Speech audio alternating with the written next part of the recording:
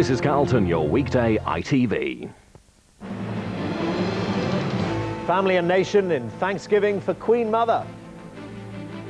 Blair's plan to grab back the political initiative. Is this the man who snatched missing Sarah Payne? An upwardly mobile space station rocket launches tonight.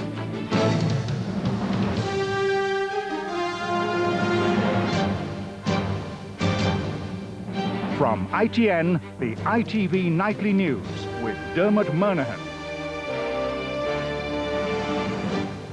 Good evening. Celebration of the Queen Mother's first 100 years gathered momentum today with a national service of thanksgiving in St Paul's Cathedral.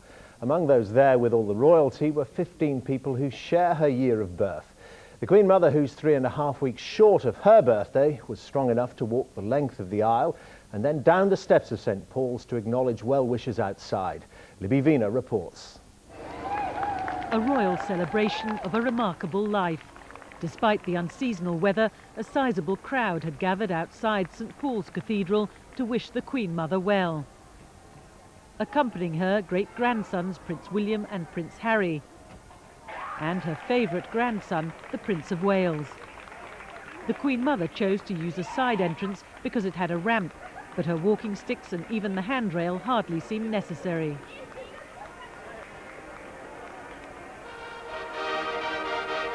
A trumpet fanfare from high up in the Whispering Gallery heralded the arrival of the Queen. So often at the centre of proceedings, she seemed to be enjoying her backstage role today. Stumbling slightly, the Queen Mother took her seat to hear a tribute from the Archbishop of Canterbury. He recalled her seminal role in keeping up morale during the Blitz in wartime London. As a child of both the East End and the Blitz, allow me to add that your own face grew still more loved as a result. Surely it is no accident that in families across this land, you are known simply as our Queen Mum. And then, on a humorous note, he said he owed her a debt of gratitude for taking her glass at the Guildhall lunch. For that, as for much else, including the recent loan of your wine glass, may I say thank you.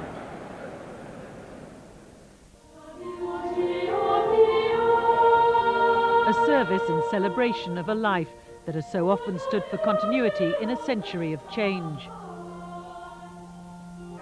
To the delight of the crowds, the Queen Mother emerged from the service through St Paul's famous west door. Following behind the young princes with whom the royal family's hopes for the future lie. The Queen Mother has never lost sight of the monarchy's pivotal role, and for her a show of solidarity was all important. Before leaving, she shared a joke with Princess Anne, while her great-granddaughters, Princess Beatrice and Princess Eugenie, looked on. Her own daughters stood side by side as she left. For the Queen Mother, there are plenty of tributes ahead. Next week in Horse Guards, representatives of her charities will gather for a special pageant, and she'll be joined by the rest of the royal family on the balcony of Buckingham Palace on the big day itself. Libby Vina, ITN at Buckingham Palace. Tony Blair has summoned the news media to number 10 in the morning to try to regain some political ground after a bad few weeks. Over to our senior political correspondent, Joe Andrews. So, Joe, what's he likely to say to you all?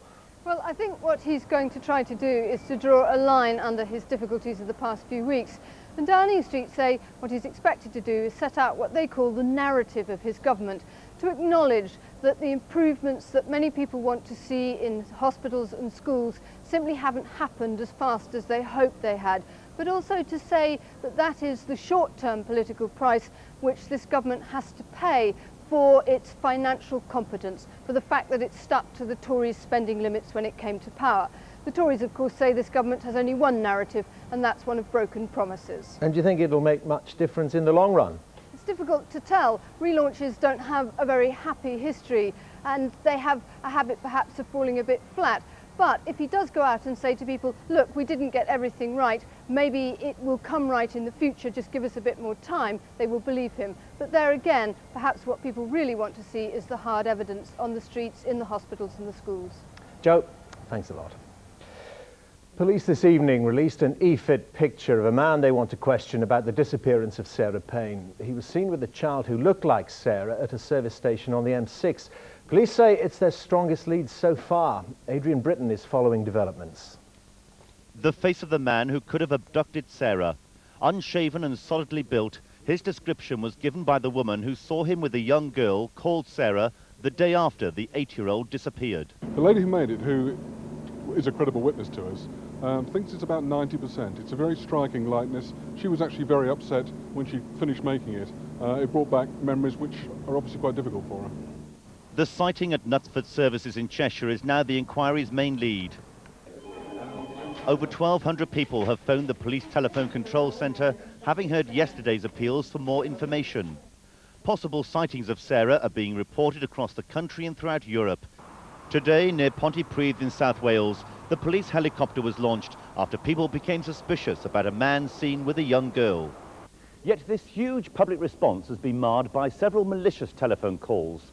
Today, a 14-year-old boy appeared before a juvenile court accused of wasting police time. It's alleged he made 3 calls claiming to have seen Sarah alive in Littlehampton. The draft away from it. Today, at Sarah's school in Surrey, they held an assembly, especially for her. Together. We've got to keep on hoping and hoping and hoping all the time. One way I think of keeping that hope alive is to light a candle and to think of They have waited and prayed for the return of their friend as this exhausting search enters its 11th night. Adrian Britton, ITN, West Sussex.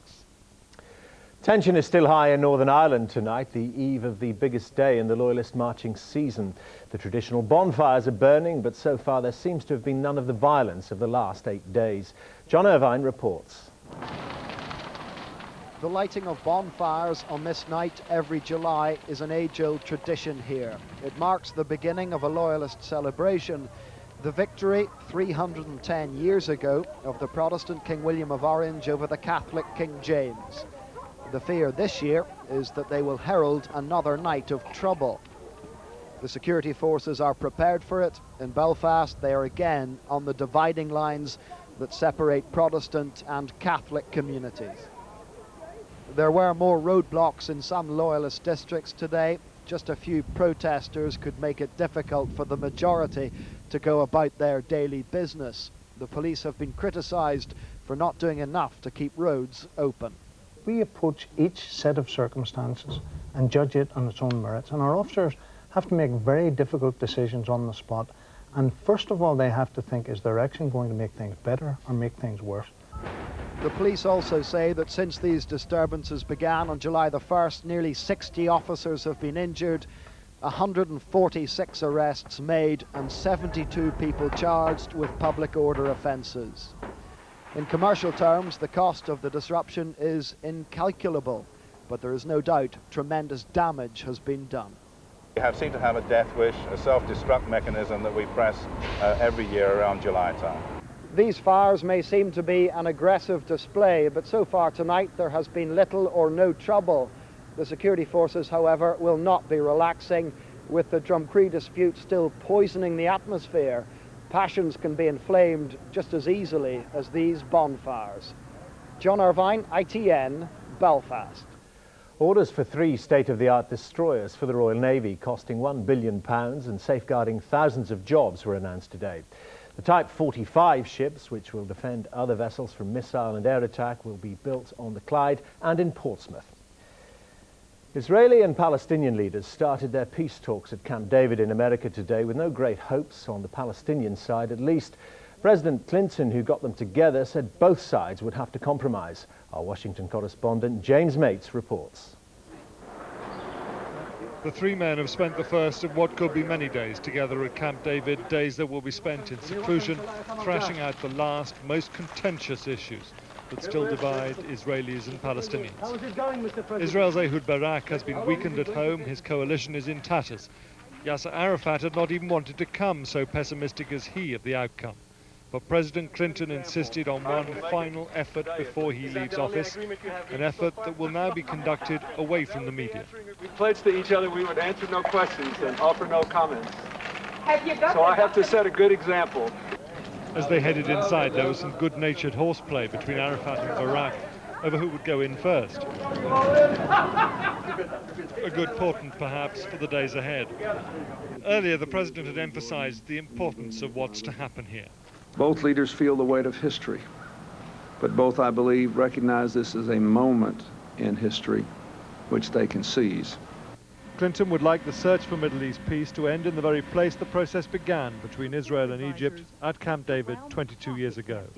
In the intervening years, there have been many breakthroughs on American soil, from the first Israeli-Palestinian handshake on the White House lawn in '93 to the most recent Wye River Accords 2 years ago. There is now a total news blackout. They will stay in seclusion here at Camp David until there's either success or breakdown. The Americans have used this tactic successfully before, but this may be the toughest yet. James Mates, ITN, Camp David. Firefighters are still battling to extinguish the fires raging on the Greek holiday island of Samos. They're the result of the extremely hot weather there. A fifth of the island's forests have been destroyed, and it could get worse as the heatwave is expected to peak tomorrow. Back here, the Treasury said today that early retirement by public sector workers on health grounds was costing taxpayers £1 billion a year. It suggested that in many cases the grounds weren't genuine. The unions were furious. Caroline Kerr reports. No one denies that nurses, like many public servants, do an important and often stressful job. But a government report today questioned why people who work for the state are so much more likely to get early retirement for health reasons than those who work for private employers. This report is particularly critical of the fire service. It says that in some brigades there's a culture which regards early retirement on medical grounds as a right. The fact is, a third more people retire early in the public sector than in private business. The highest figures are in the fire service, where 68% retire on the grounds of ill health. In the police force, it's 49%. 25% of teachers go early for health reasons, and 22% of civil servants. Ingleby Kernahan recently retired early from teaching. After suffering from a brain hemorrhage, he couldn't cope with the fatigue. He says the system isn't too lax.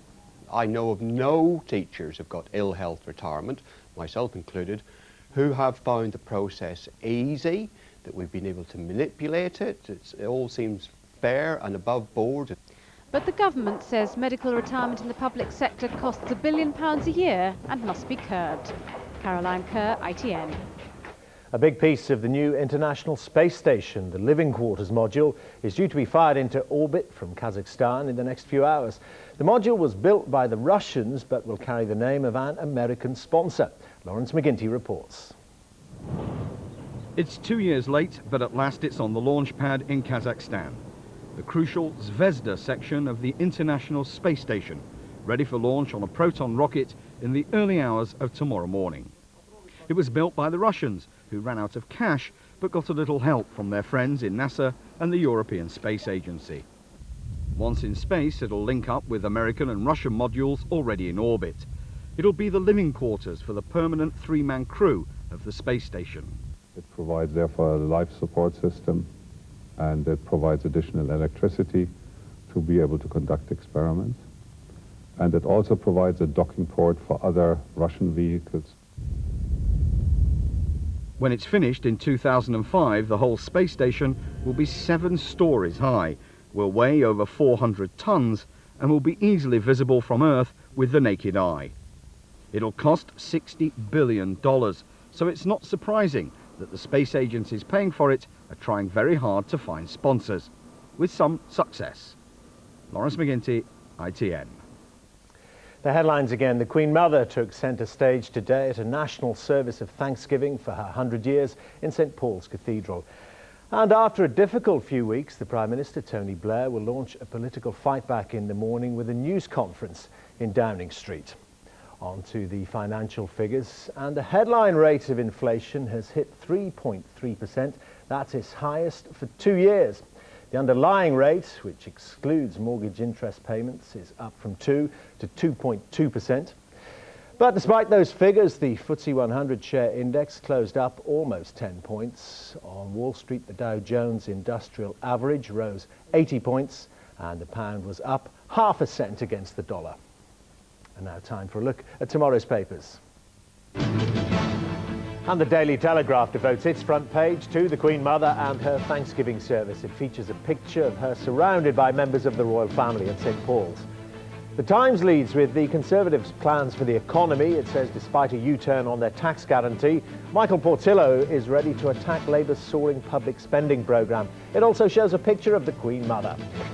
As does the Daily Mail, who shows her accompanied by Princes Charles, William and Harry. It carries the message, "We are so proud of you." The Express urges the public to find the man police want to question about the disappearance of 8-year-old Sarah Payne. It features the photo fit released by detectives. And the Mirror pays tribute to the Queen Mother with a front page picture surrounded by members of the royal family. It says ahead of her 100th birthday, "Smile everyone, she's nearly there." And that's the news tonight. I'll be back with more at 11 tomorrow. From all of us working with the ITV Nightly News tonight, good night.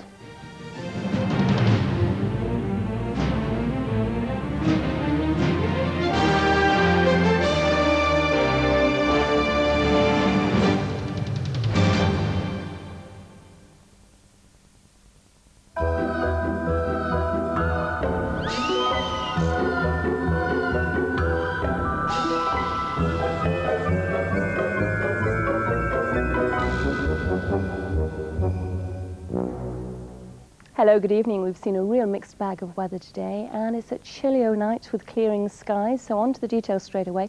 1 or 2 showers around. These tend to sink off southwards. Cloud dissolves. We see those clear slots. As a result, it's a case of dipping temperatures, in fact, as low as 3 with touches of frost for the northern half of the UK. There's that wind beginning to die down and switch into a westerly. And later on tonight, we see cloud and rain pushing across into Northern Ireland as well as Western Scotland. So we go into tomorrow morning, bit of a two-way split here, dry and bright for the eastern side of the country, cloud and rain already out to the west. And during the course of the day, that cloud and rain slowly drifts across eastwards, tending to become patchier in nature as it does so. On the other hand, more persistent rain there getting into Ireland. So with our temperatures tomorrow, milder than today, a high of 20, 68 in Fahrenheit, and altogether feeling much better with that wind having switched direction to a westerly and certainly having died down. Quick look ahead to Thursday's weather, and I'm afraid the unsettled theme remains. And at the same time, our weather becomes breezy again. And that's about the sum of it on the weather front. Good night. Powergen. Power, whatever the weather.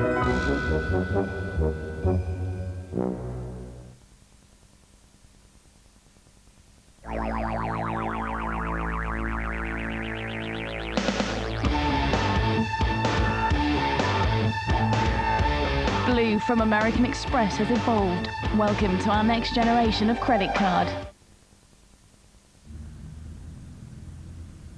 Connect DVD with our latest picture and sound technology.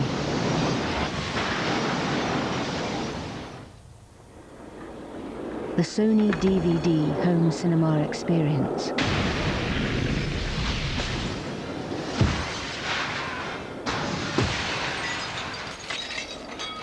It stays with you.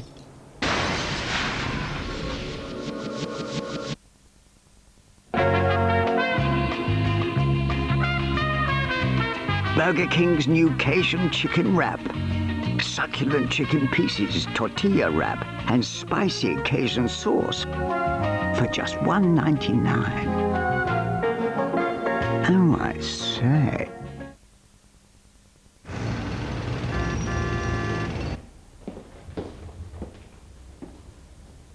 There's a pair of trousers. It's truth.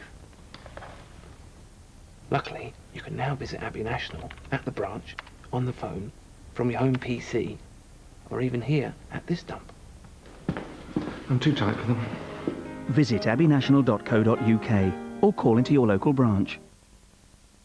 Why worry about your diarrhea attack coming back? Just one dose of dual-action Imodium Plus can stop diarrhea and calm your stomach. Imodium Plus.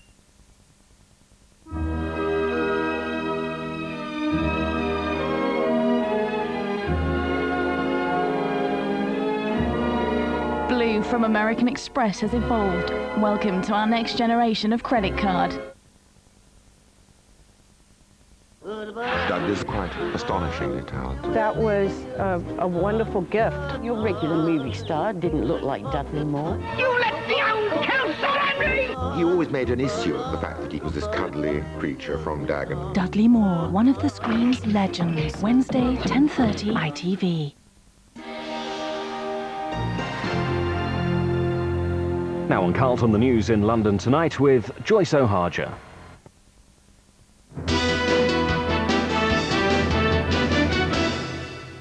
Good evening. London's Mayor Ken Livingstone has made his first foray into economic policy with a speech insisting Britain must join the euro to save South East jobs.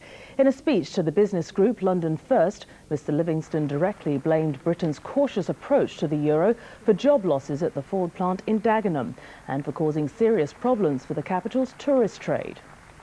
Ford's continental European plants serve the entire eurozone, while those in the UK suffer from serious currency risk. Similarly, London's tourism is suffering from less publicised but no less significant losses from the pound's overvaluation.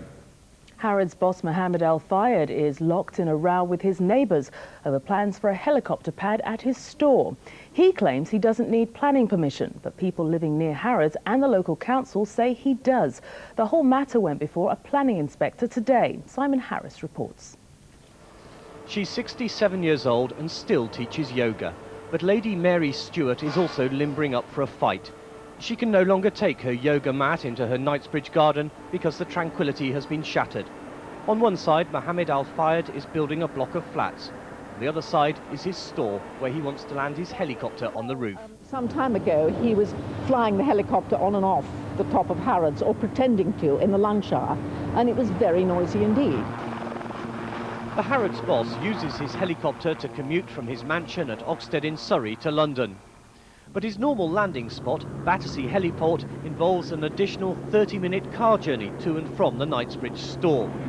For the moment, this isn't a row about whether Mr Al Fayed should or shouldn't use his helipad, but rather a row about whether he needs permission. He says he doesn't. We say that he owns the building. It's like if he wanted to make part of the building a car park, it's his, and he should be able to do what he likes with it without planning permission. That's not how his neighbours see it. I don't think that rich men should be able to just fly helicopters around in central London and the rest of us have to put up with it. It could be 6 months before the planning inquiry inspector decides who's right. But the Harrods boss says if his rooftop helipad is ruled illegal, he'll appeal to John Prescott. In Knightsbridge, this is Simon Harris for London Tonight. Dome boss Pierre-Yves Gerbeau unveiled his summer plans for the Greenwich attraction today with a new appeal to would-be visitors.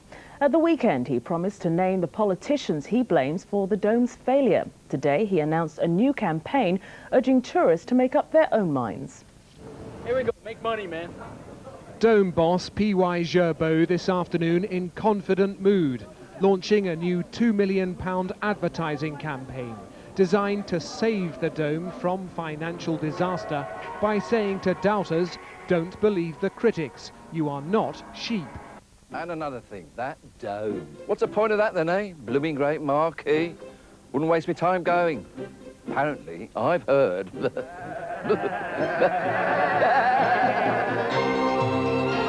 If you've got a mind of your own, take it to the Dome. There's really a plea out there because there's a very big difference between financial problem, negative stories, negative perception about the Dome, and the way that 3 million people and over came into the Dome and love it. And this is what we're trying to say. It says, why don't you check for yourself why 3 million people loved it? But will it work? Some advertising experts think the Dome now needs an even harder sell. You probably need something more radical. For example, saying, if you don't enjoy it, have your money back. They're quite confident that the Dome is a fantastic attraction, therefore why not put their money where their mouths are? But even to hit its revised target of 7 million visitors, the Dome now has to cope with increasing competition from new London attractions, including the hugely popular Tate Modern. And, perhaps ironically, a nighttime light show apparently featured in the adverts is now to go, to save £500,000. This is Gareth Furby for London Tonight. The Post Office is warning customers in the N1 and NW1 areas of London to expect disruption to postal services following a second walkout in 2 weeks by staff. 1,500 workers at the Almeida Street sorting office in North London are staging wildcat strikes after a colleague was sacked for alleged involvement in football hooliganism. And finally tonight, your chance to win a pair of tickets to see Lennox Lewis defend his world heavyweight title at the London Arena this Saturday. To have a chance of winning, all you have to do is answer this simple question. Who did Lennox Lewis beat in November last year to become the undisputed world heavyweight champion? Was it A, Mike Tyson, B, Evander Holyfield, or C, Frank Bruno? Call us on 09001 33 8822. Lines close on Thursday morning. Calls cost 60p a minute, and if you don't pay the bill, please ask the person who does. That's it for now. We're back tomorrow morning with bulletins in GMTV from 6:10. Until then, good night.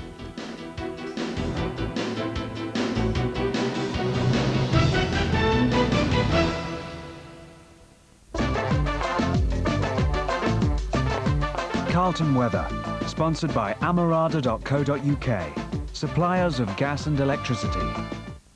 Hello there once again. We've 1 or 2 showers around at the moment. Slowly but surely they sink off southwards during the course of the night. The cloud dissolves and we've clear skies leading to dipping temperatures. In fact, down as low as 7 degrees. So we go into tomorrow morning on a brighter note than today. Quite a lot of sunshine around, bits and bobs of cloud too. At least the wind by now has switched direction to a westerly, much milder direction. By afternoon, there'll be a touch more in the way of cloud and also perhaps just the odd shower cropping up. At least temperatures are looking much better. 20 is a high of 68 in Fahrenheit, and with less in the way of wind, it'll feel a good deal better than today. Looking ahead, and the unsettled theme continues, I'm afraid. Some cloud and rain on Thursday, more persistent rain on Friday, and windy with it. Here's the summary. Carlton Weather, sponsored by amarada.co.uk. Every great story has a beginning. A middle. Do that one more time, he said, and, well, other gestures. And an end. David Coulthard wins the French Grand Prix from McLaren. Now the adventure continues. Watch the story unfold before your very eyes. The Austrian Grand Prix live on ITV. There's children watching, so I shouldn't be showing it again. Next, a witness is threatened by an escaped convict. Time to call in the players.